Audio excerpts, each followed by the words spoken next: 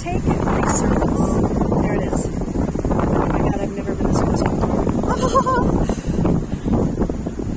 So these women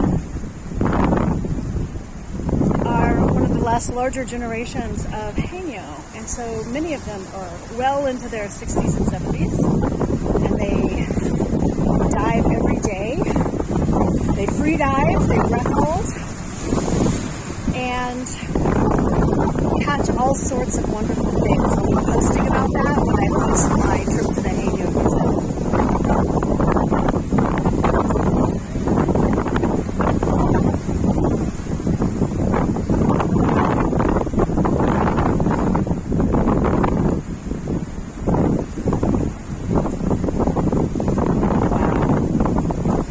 All their lives, and they've been doing it for hundreds of years, well before Japanese colonization and well before America started out to help but then colonized Korea as well.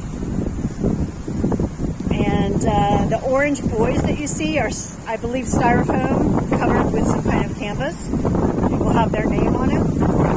And they used to use gourds, so they would haul around gourds